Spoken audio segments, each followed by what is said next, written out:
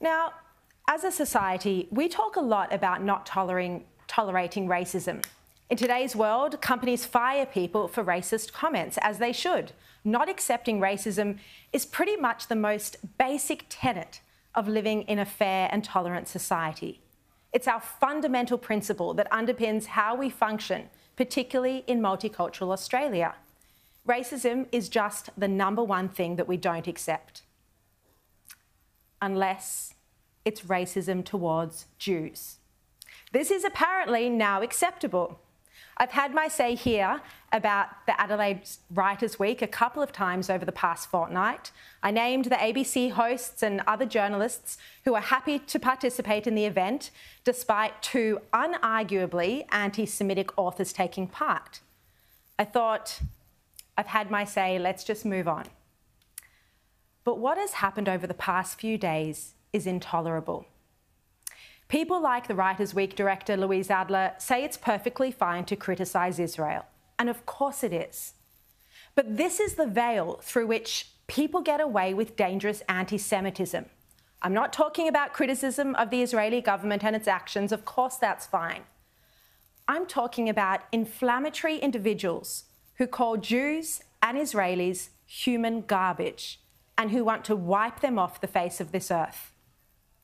Palestinian-American writer Susan Abulhawa and Palestinian poet Mohammed El-Kurd were allowed into Australia and were celebrated at a prestigious Adelaide Writers' Week. Here's a reminder about some of their blatantly offensive and racist remarks. Abulhawa called a 26-year-old Jew who was ambushed and shot dead while visiting Israel human garbage. Elan Ganilis was born in New York, grew up in Connecticut, and was visiting Israel for a friend's wedding. He was on the way to the wedding when he was shot. He was a US-Israeli citizen, murdered by Palestinian terrorists. And here's what Abulhawa tweeted about this tragedy. She said, "Privileged white man leaves US to violently colonise another people, gets killed by the people he's robbing and oppressing. Simultaneously, his coloniser friends go on a murderous rampage, committing a pogrom in Nablus. And y'all, are upset over this human garbage." She has also tweeted, "Like all racist, supremacist colonisers, Israel too shall pass. It is our duty to ensure this abomination is destroyed." And she's also called Israel a racist colonial military outpost that calls itself a state. El-Kurd has described supporters of Israel as sadistic, barbaric, neo-Nazi pigs with an unquenchable thirst for Palestinian blood. He also says, "I hope every one of them dies in the most torturous and slow ways. I hope that they see their mothers suffering. I hope these terrorists get what they deserve tenfold. I'm losing my sanity. I can only imagine how people live in Gaza." Now, no one has suggested these two people shouldn't be allowed into Australia, even though there are many others who have been denied visas for their views. It has only been suggested that these people shouldn't be given a platform for their hate speech at a taxpayer-funded event. A platform for their hate speech at a taxpayer-funded event. And yet, that is what has happened this week. First, El-Kurd spoke on a panel on Sunday afternoon where another like-minded speaker, the editor of the Palestine Chronicle, Ramzi Baroud, seemed to reference an old anti-Semitic trope that Jewish people with money control the media. Have a look. So when I did my first degree at the University of Washington in Seattle, there was so much emphasis by my professors on objectivity in the media. And I really bought into that. A lot of people do. And once you kind of see the real world, and there's no such thing as objectivity. There are agendas of powerful people with a lot of money, and they are advancing certain political agendas for politicians, parties, corporations, and so forth and so on. Objectivity seems to only apply to the oppressed. The Australian's literary editor Caroline Overington wrote of their session. She said words like pogrom, massacre and apartheid were used and there was nobody to object. Nobody talked about Israelis being blown up on buses or knifed in the street. She wrote, nobody talked about suicide bombings that killed thousands of Jews in Israel before the controversial wall went up. Israel was the villain, she writes.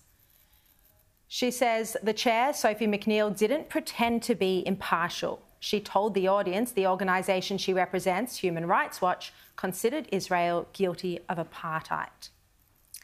In another session, El-Kurd repeated his claim that Israelis harvest the organs of Palestinians. Have a listen. I am a poet, I play with language, that's what I do, and I'm not going to apologize for metaphor, and I'm not going to apologize for, writing creatively.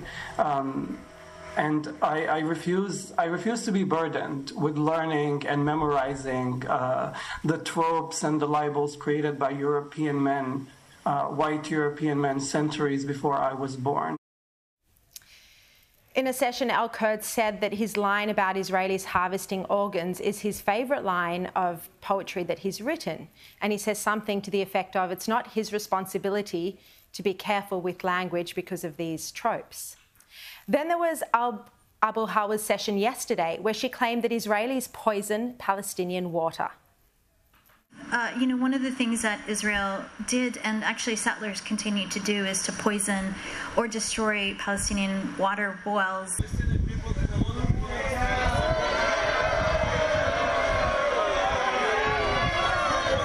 I know you all were booing, and I understand why, but I also understand that what happened is coming from a place of pain, one that we know very well.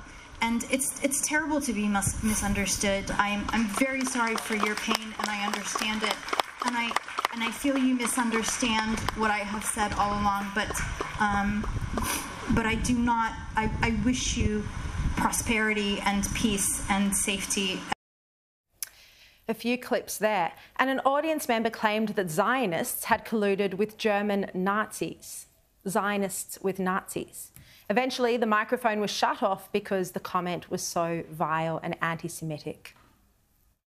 Zionists have only existed for just over 100 years as an ideology, not religion or race, started by Theodor Herzl, an Austrian. So I'm just wondering, because Theodor Herzl presented a colonial project that appealed to Western imperialists like US and USA and colluded with German Nazis to undermine German Jews and European Jews during the Holocaust. I'm just wondering, what's your view on using or name-dropping Herzl as an individual, not as all Jewish people?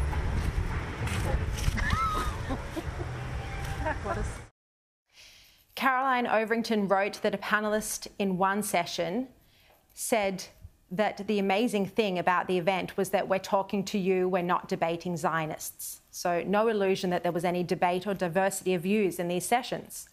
Now, radio host and columnist for The Australian, David Pemberthy, has led the coverage of this issue. He writes, in the past fortnight, Adelaide Writers Week has become a national flashpoint for those who believe that, far from being challenging spaces which invite the exchange of multiple ideas, arts festivals are now captive to fixed left-wing orthodoxies, including questioning whether the state of Israel has the right even to exist. Now, I just think this is all really sad.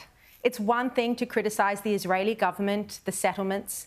It's quite another to engage in hate speech, in anti-Semitism. Not in the corners of the dark web, but on stage where people have bought tickets to hear you speak, where your remarks are cheered and applauded, where the media flocks to interview you.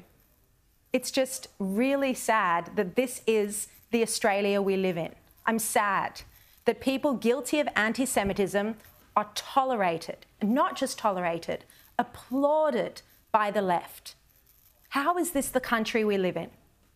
As South Australian Premier Peter Malinauskas said, there is a distinction between provoking thought and facilitating the spreading of a message that simply does not accord with basic human values.